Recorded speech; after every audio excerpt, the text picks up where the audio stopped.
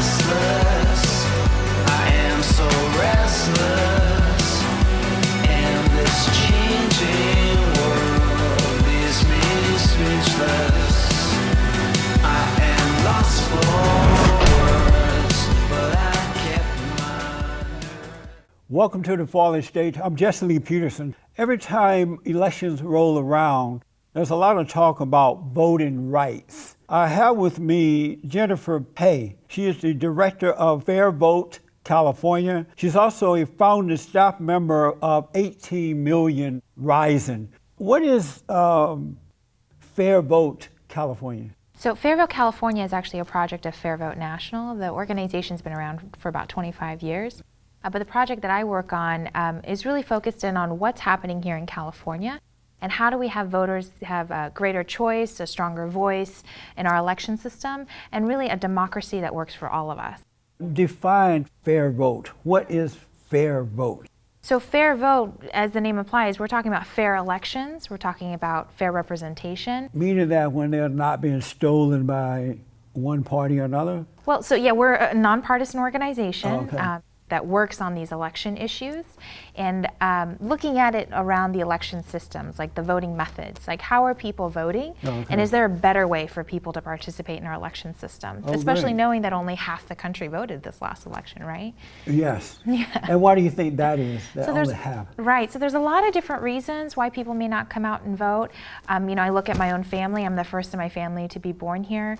I didn't register to, well, actually my family didn't register to vote until I turned 18, and I asked my mom to register to vote. So she, having been in this country for a number of years, didn't really understand the election process until Right. I asked her to. But that's only one family, that's only one story, right? There's a multitude of other reasons why people may not vote. But what we're trying to do at FairVote is we're making sure that people who do vote, that their vote matters and it's Okay. counted, and that they're participating in an election system that is fair. And how about 18 Million and Rising? What is that about? So I'm no longer a part of 18 Million Rising now, but I was part of the founding staff. And what they do is they organize Asian Americans online. So how do we get Asian American and Pacific Islanders activated in the community and knowing about our election system or issues that they care about? How do they make their voice heard? And 18 Million Rising uses the online web, uses the platform of social media and their website to get the information out to the public. I've noticed over the years that Asian Americans and Pacific Islanders don't tend to participate in politics. At least they're not doing it in a public way. Have you noticed that? Well, so I have a biased opinion, right? Because I'm involved in politics, I'm involved in elections work. Well, for the most part, we don't see that. Yeah, so I guess it depends on who you're talking to. There are some folks, if you even just look back in the history of the United States, I'm not sure if you're familiar with, the Japanese internment camps. Right. There was the Chinese Exclusion Act. There were laws in place that made it hard for folks in our community to be active and to be vocal. But we're, I think, getting there. I'm not sure if you know, but Asian Americans and Pacific Islanders are actually the fastest growing community in the country. So things, I think, will be turning. And when they do come out, they tend to vote for the Democratic Party. They tend to be liberal, and I'm a little surprised by that because they seem to be family oriented.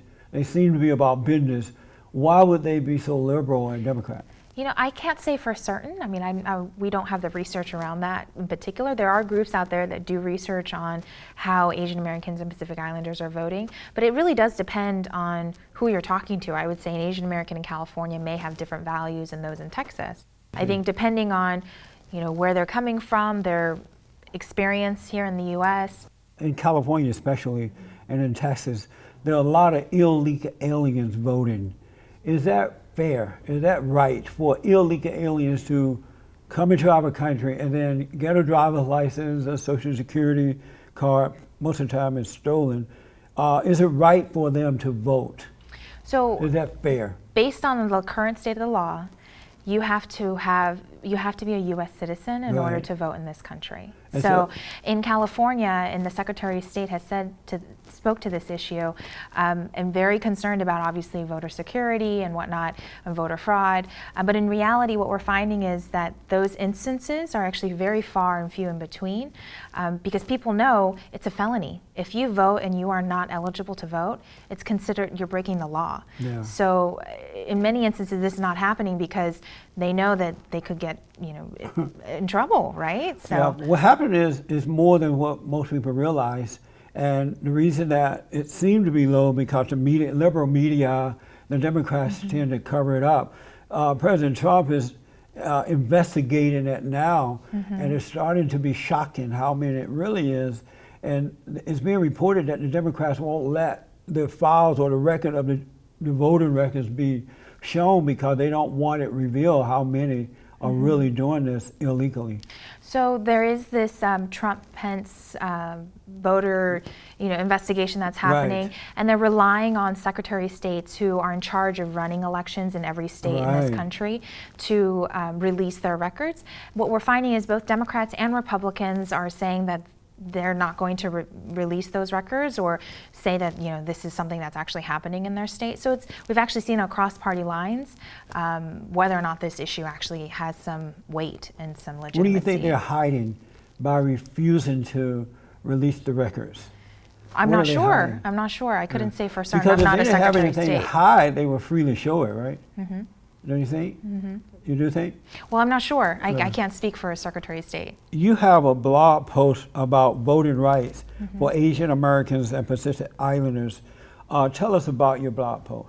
So we do have a blog site on FairVoteCalifornia.org's website. There's also a blog page on fairvote.org. Right now they're covering a lot of information around the Fair Representation Act, which is a way to look at Congress, like how do we have Congress that better reflects what the American population looks like. Does the community tend to want whatever race they are? Do they tend to want that race representing them? I once again, I can't say for who they want, like as a blanket statement. I mean, you can say for certain there are liberal or conservative Asian Americans, Pacific Islanders. There are liberal and conservative African American, Black folks in the U.S., right? But that spectrum of political ideology, of our values, what we care about, should be reflected in our elected leadership. I noticed that the Asians that I've seen, and I've spoken to other people about, when they do come out politically, they tend to be really mean. Oh no. Why is that? I don't know. I don't think I'm mean. They seem humble and nice, but when they come out, they're mean. Well, I mean, I can't say for certain. I mean, it's not a blanket. Like, I think you and I would agree. Like, there are other people who may look like us, but may have different values or a different philosophy of life, right? So, I'm not sure. I'm not sure. I'm hoping that might not be for everyone that you've met. Voting rights, civil rights.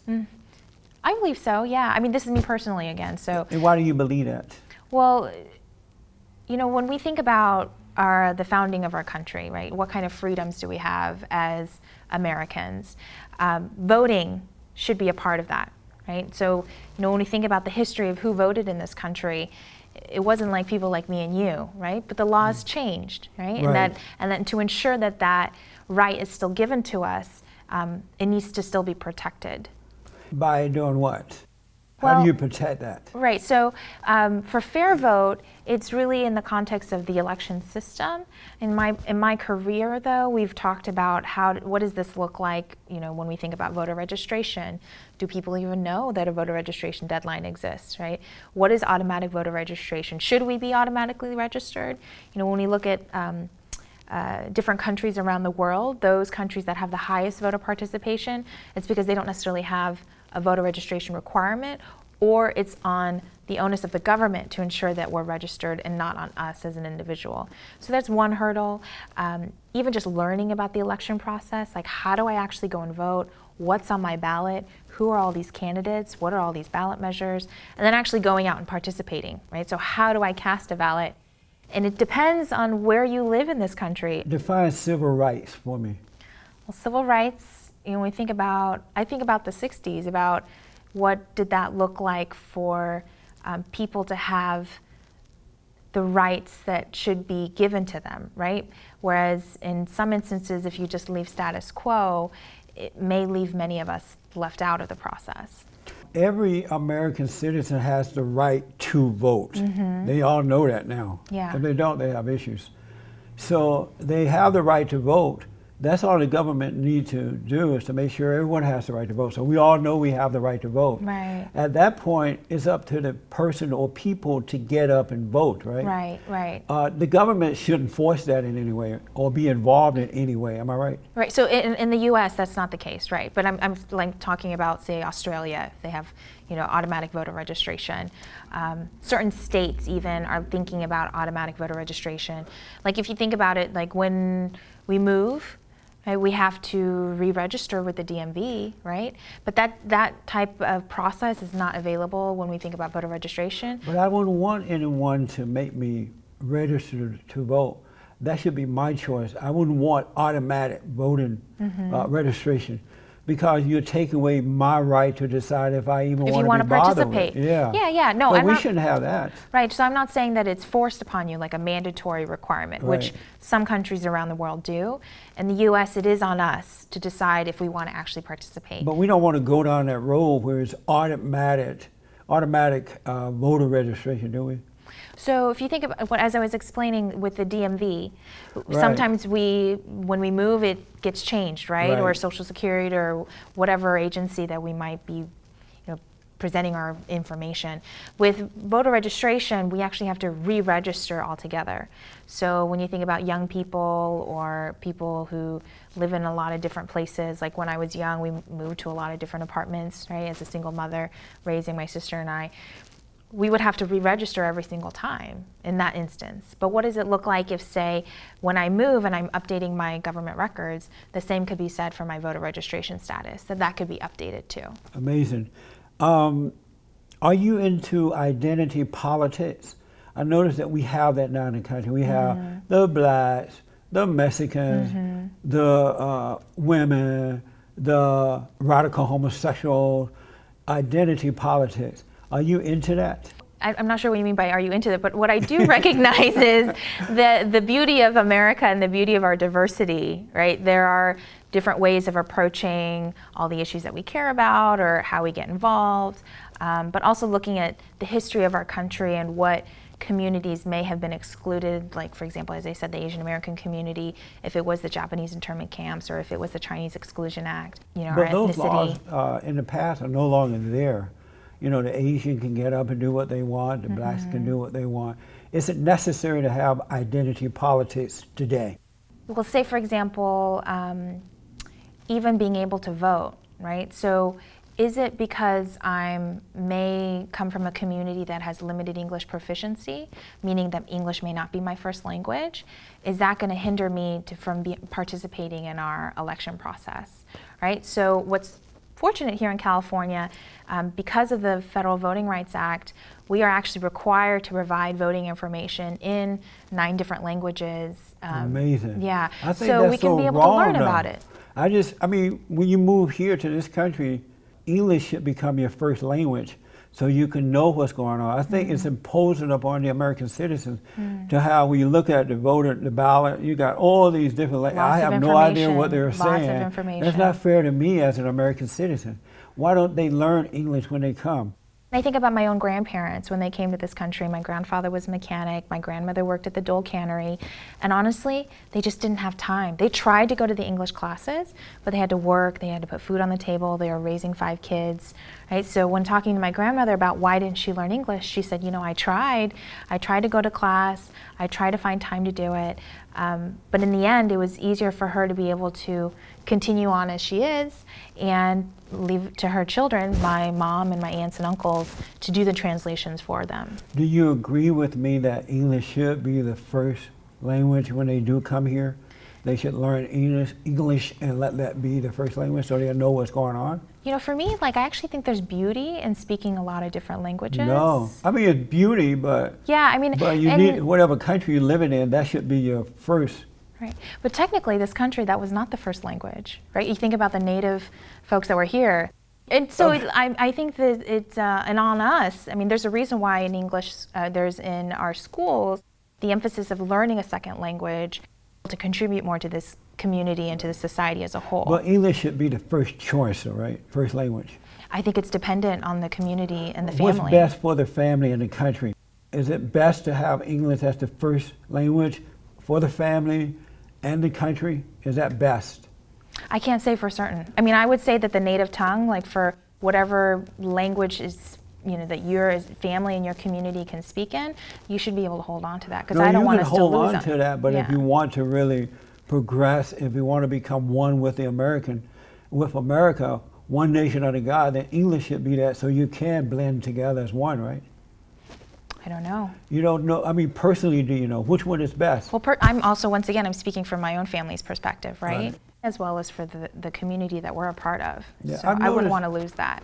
No, I'm not telling you to lose it, but make English first, because you're in a country where English is first. So make that first, and still hold on to whatever you're speaking prior to coming here.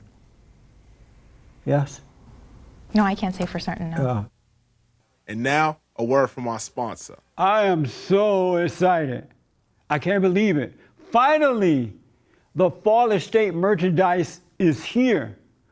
Look at this beautiful shirt. We have red, white, and black. Comfortable, I like the fit. Really nice t-shirts. And we have mugs. The FairVote mug. On the back it says, "Did you have fun?" Did you have fun? A gift. Excellent gifts, both. This is a great way for you to help us. Can you imagine your friends seeing you with this at the office, at the park, in your home? You're gonna love it. Order them now. Go to TheFallenState.tv. Thank you so much. I appreciate it. There's a lot of talk about race and color, especially on the Democratic side of the fence. Does that make sense? That they're always talking about race, color, and gender. Does that make sense that they're doing that?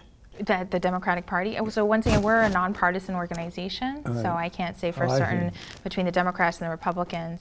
But I could say, you know, as someone who lives in this country and values the people that may look like me, but also that don't look like me, that we should all have a say in how our country is being run. But get rid of the color thing.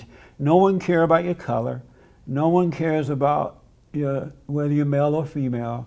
No one cares about if you're homosexual or who you're sleeping with. Let's just be normal people. You know what I mean? I guess so. I mean, an ideal world, sure, we should be able to. We should be able to not think about those things. But I think the reality of what we're doing is the reality of what's happening in this country right now is there are communities that feel that they're not being heard, whether it's based off of their race or gender, their ethnicity, or their sexual orientation. So the beauty of our democracy, right, or the things that we should change in our democracy, we have a way to get involved. We have a way to speak up. But the problem is those people who are into identity politics, it's a turnoff for normal people. And how would you define normal? People who have common sense. Okay. And because the identity politics folks don't have common sense, they're like in La La Land or something, and they're creating unnecessary problems because they lack common sense. Have you noticed that? I'm not. I can't. I don't think that's this. I don't think we see eye to eye on that one. I don't know. I guess common sense depends on who you're talking to, and like someone might see this as like, oh, this makes sense, right? But another person would be like, actually, no, that doesn't make sense. Is it fair for someone to vote without an ID? An ID. Oh, so this isn't an issue that FairVote covers in particular around voter IDs. But once again, it's on the jurisdiction. It's on the authority of each state. So each state functions very differently. Some require some sort of ID. Some states you can actually bring your neighbor to vouch for you as someone who lives in the community and could participate in the election.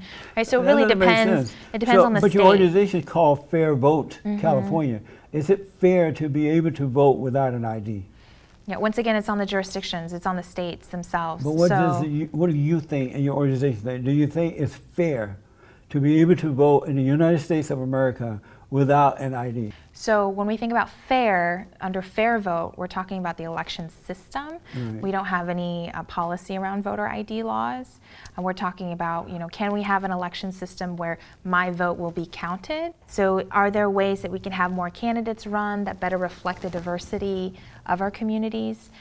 Maybe it's a hindrance that we have this winner-take-all system where candidates aren't running that look like you and I, that think like you and I. Is it fair to be able to vote without an ID? No one is watching, just Right. the two of us. Right, no one is watching We're except having- the cameras here, and then me having my organizational hat on as FairVote. You're not representing your organization on this Yeah. particular question. Just as are you a Christian?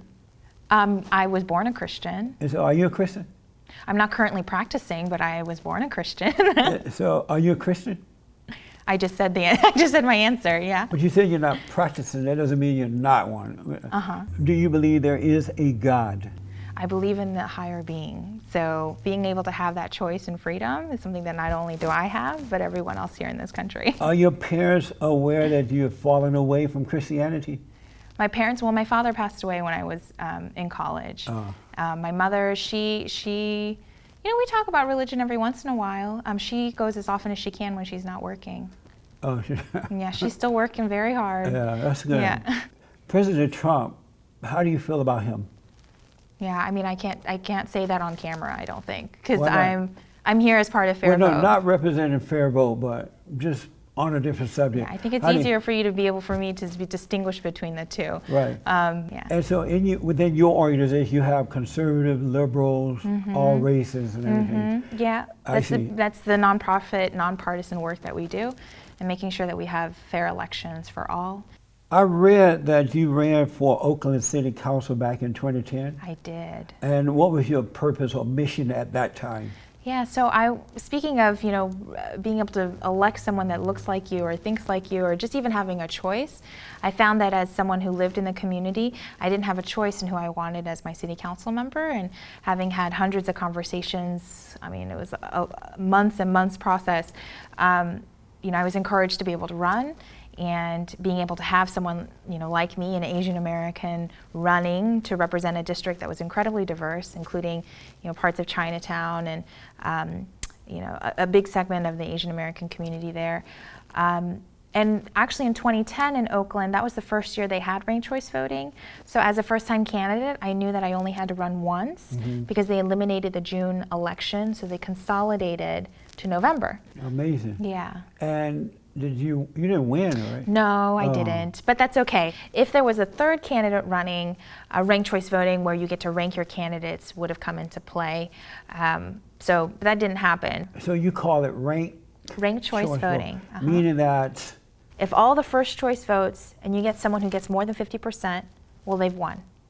But if it's below 50%, the person who got last place gets eliminated, and all the people that supported that candidate, their votes then get transferred to their second choice. No, and I don't like that. And that process continues until someone That's gets a not majority. good. Why is that not good? Suppose I change my mind, I find out that, okay, the second choice, I find out that it's not a good person, I really don't want that. I want to be able to come back and make my mind up again. So you want to come back a second time? Yes. Okay. That's a setup. What we That found is though, clearly- what we found though Did is the people Democrats don't come up back. with that or your organization? No, actually, some academics came up with Oh, it. Yeah. God, no yeah. wonder. So the Academics idea, are nutcases. well, the idea Have you is, noticed they're well, nutty? that people aren't coming back for that second So election. fine. People aren't coming for the first election even. Who made this decision? I don't remember voting for that. Well, it's not here in Los Angeles. Oh. Yeah, it's not just here in Los up Angeles. north in Oakland and other places. Yeah, so there are some cities around the country that do have it. And what we found Really? is 95% of the voters get one of their top choices elected versus people who are only in the majority all electing all the seats. You've got those both in the minority and the majority really having a say in who they want in office. That's amazing. Yeah. I had no idea that was happening. Yeah, so in different places No around the wonder country. we're losing our country.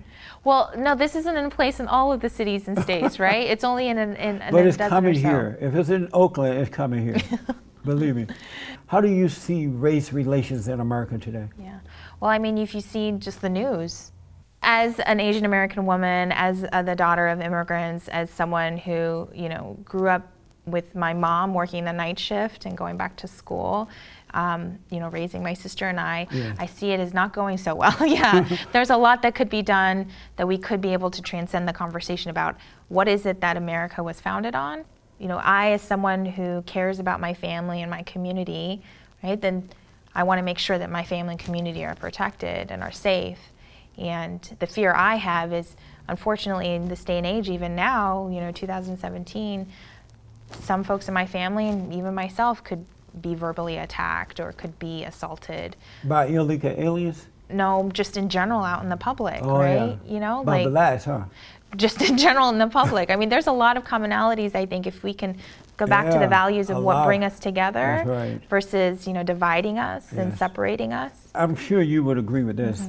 White Americans created the greatest country that has ever existed when they founded and created America. And then for some reason they decided, we're gonna let people of color come in. I still haven't figured that out, but they decided, we're gonna let people of color come into this great free nation. And then the people of color come here, and the first thing they do is attack white people. They accuse them of being racist. Let's take a step back. They accuse them of hating. It's like inviting a family member into your home, and then they want to take over the home and they accuse you of being the bad guy. As a person who ran for office, your eyes are wide open as to what's going on. When you see people of color attacking and blaming the white folks who allowed them to come into their home, what do you think about that? So let's take a step back, though. In our history, you're talking about the founders, right? Yes. So even then, the founders, you're saying they let us into this country. Right. But in reality, actually, you had slaves come into this country. So they worked for the founders and weren't paid for it, right? And abused, and a lot of exploitation that was happening. And so we're talking about those folks that came into this country, but also even for Asian Americans, the Chinese, railroad workers, they came into this country not because, the founders let them, or the people that were in leadership in this country let them. Were they forced here? They were forced here, right? Who brought them here? So just like the slaves, when you think about who built this country, and on the backs of who built this country, who built the White House, right? And the railroad tracks, right? It wasn't. We have to think about critically, like what are these race relations now? But what were they like when our country was even founded? It was hard back then, and even now, if people didn't look like you, that you were seen as other. But it's not the whites who are going after the people of color, it's the people of color who are going after the whites and complaining and falsely accusing them. So even if we did, and I do realize slavery happened here, but it happened everywhere. It happened all over the world, not just here. And America changed that. They realized that wasn't the right way to go, so they freed the slaves. They did the right thing. They corrected that mistake. And still, the people of color attacked the white people who freed them. Instead of showing appreciation, they are calling them racist, Nazis, and all kind of crazy stuff. Isn't that like insane to attack the person who gave you freedom? Well, so it's not uniform for everyone, right? There might be some socially conscious folks out there who understand those dynamics, right? But there are also instances where we can see the kind of deep-seated, structural issues that have made it so hard for people to be able to access education or health or housing, right? I mean, I'm not sure if you realize, but the redlining, or even black folks were not even allowed to own homes until really relatively recently. Like 100 years ago. No, even more recent than that. The redlining came from the people who were complaining and blaming the whites. So when I take a step back and thinking about the work of FairVote and the Fair Representation Act, as I mentioned before, and when we think about how district lines are drawn, it really should be taken out of the hands of the politicians and the elected officials, and it should be an independent body to decide. So you do agree with me, though, that it's insane that the people of color are attacking and blaming the folks who created the country and allowed them to come here, and because they are not succeeding in whatever problem they have, they are blaming the whites for it when whites have nothing to do with it. You do agree with me that's insanity, right? So I wouldn't use the word insanity. How about crazy? I wouldn't use the word crazy either. How about mentally ill? Yeah, so those are the words I don't want to use. Oh, I see. Yeah. How about not having common sense? Yeah, so I mean, honestly, it really depends on who you're talking to. I think you and I would probably disagree on this then, and speaking from a personal perspective. Oh. Yeah. And why would you disagree? You've done well. Yeah? Yeah, why would you disagree? No, I mean, honestly, it depends on who you're talking to, and I think for right now, you're seeing how this country is evolving and dealing with these race relation issues. Right. It's not going away. It hasn't gone away. And you know why, right? Because it's an illusion. It's not a race relation situation. It's a lack of moral character. It's the destruction of the family. So the identity politics folks who are complaining, those are low-life people. You know, they're trifling. They are immoral. They have broken homes. And rather than deal with those issues, they're blaming it on so-called white supremacy and white people. Do you believe there's white supremacy? Well, I'm actually curious. Do you believe in it? No, not at all. You don't think there's such thing as white supremacy? No. Okay. Do you? I think we're not going to get anywhere if you don't believe in that. Why not? You may educate me. You may be able to Yeah. cause me to see that it does exist. Do you believe that it exists? When we went to World War, did you believe that happened? Like When- with Hitler and when we went to war, Nazism? yeah, that did happen. That did happen. Right. Okay. We now, did go to war. for we did sure. go to war, Right. yeah. And we, But what tried does to that- defend the people, right? We tried to make sure that Hitler's policies of only having white people as a nation was wrong. Now, looking at today, do you see that playing out at all? Since white Americans have been accused for everything that the people of color have failed at, whites are starting to get fed up. You know, they're starting to feel anger from being accused so much that they want to send these folks back to wherever they came from.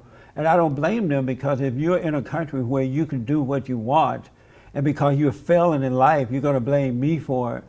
It just doesn't seem right to me. It just doesn't seem right. Does Yeah. it seem right to you? But do you see that playing out right now? Like you see a resurgence of Nazi folks who support Hitler's ideas and Nazis and white supremacy. Do you see that playing out right now? I see a few white people who are saying that, but majority are not. I see where they're fighting back, because you have the Antifa, you have and have you noticed the angry people on the left, while pretending it's the whites or someone else, like Antifa, they show up and they're dressed in masks, they're hiding who they are, but they're coming in a violent way. You have the Black Lives Matter people who are a far left, liberal, radical, agitated organization that's built of black lesbians and homosexuals and social justice warrior white folks. And that's just not fair to the decent white people. Do you think that's fair? But you. So I'm trying to And they're understand what worse you're than the saying. KKK. I'm trying to understand your words. So you're saying that they're too radical, that they can't be who they are, Right, and you're comparing them to, say, the Nazis? You have these fallen people accusing white people of something they've never done. But Black they Lives Matter- believe. But they Black- believe in the same principles of, say, Hitler. But just because, well, you're right. I realize that Black Lives Matter and Antifa, they do believe in the same principles as Hitler. But you think they believe in the same thing? So I'm saying thought that. you just said that. No. I'm saying that the folks that are out on the streets right now, marching around. the Antifa people? No, about white supremacy and, supporting the principles of Hitler. I agree with you that Black Lives Matter and Antifa, the liberal media, are promoting hatred toward white people, but I don't see it the other way around. Are you saying that it's the Black Lives Matter people and the media who are doing that to the whites? No, I'm trying to understand what you're saying, that you're saying that those folks, that they are actually not as bad as, say, people who support Black Lives Matter. Well, anyone who supports Black Lives Matter is an evil person. Okay, but so you don't believe that Black lives do matter, though? I don't believe that. As a black man, you don't believe that your life is just as important as, say, a white person? No, I believe that life matters, but it's the individual responsibility to have the life that they want. It's no one else's responsibility. And so black people have failed at, not all but most, having a life that they want, and in that fallen state, they're blaming white people for that, and that's not right. Right. But what if there are policies in place that actually make it harder? But there are none. But there were, and there are, That was even like now. 100 years ago. And even then, blacks did better then than they are today. So let me ask you, so are you telling me that what happened in Flint, Michigan, that's okay? What happened with the water situation? The water situation. Democrats were running that at the time, and the people failed, the voters failed to keep an eye on the Democrats because the Democrats were black, and they just trusted that they would do the right thing, and they didn't. So I blame the Democrats in Michigan for doing that. You agree with that, right?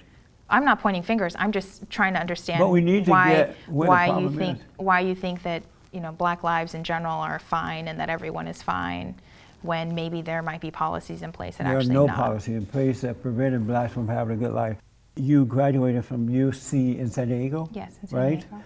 Where you served as student body president. Your organization's purpose was to prevent violence against women. Am I right about that? So I worked with an organization that put on fundraisers Right. to support groups that helped women and girls around domestic violence issues. And so and I thought it was really good because I couldn't wait to ask you about this. How do you feel about the violence against men from women? Women are beating men up, they're taking their children, they're lying about them, they're slapping them and beating them in the parking lots and airports. How do you feel about the violence against men from women? Back then, that was over a decade ago, Right. we tried to that. work on issues to address that. And how do we support women who may be in domestic violence abuse issues? How do we ensure that women and girls have the freedom to be able to pursue education or the workforce? Right, that's why I and wanted not to ask be- because I'm tired. What should we do about the violence against men now? Now that you have worked that out with the women, what but would we you haven't recommend? worked it out. What would you Unfortunately, we recommend? haven't. What would you There's recommend? still sex trafficking that's I happening. know, but what There's would you still issues recommend with. for the men? Yeah, Since I there's don't have any a recommendations. proportion of violence against them. What I should don't they have do? any recommendations. You don't love the men? I don't have any recommendations Why not? except the work that I've done in the past around women and girls. What should men do though? Should they do something? Women should be good allies. They should know how to not perpetuate unfortunate, violence against women and girls. No. They should against be good men. allies. Against men. What Men should they do? men should be good allies. What does that mean? That means they should make sure that women and girls are not put into these kinds of No. situations. I mean, the violence against men is out of control right now. Should men do what? They should support and be good allies to women and girls. Meaning don't allow the women and girls to be violent toward them? No, mean that they should not be violent to women and girls. Amazing. Yeah. I appreciate you coming on. Thank you. Did you have fun? Sure. You've got the eyes of a stranger. You've got the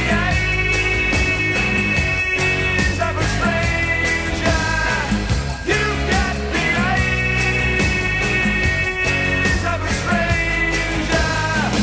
You've got the eyes. On the season finale of The Fallen State. Have you had sex with a lot of guys? Mm-hmm. A lot, around, how many? Oh, I don't know. So many you can't remember So the many number? that it doesn't matter to me. Really? Do you like masculine men or masculine women or feminine women and feminine men? I like it all. Bondage, discipline, sadism, masochism. Amazing. Thanks for watching The Fallen State. We need your continued support. Donate to my nonprofit here. Subscribe and like the videos here. And tell everybody and their mama about the show.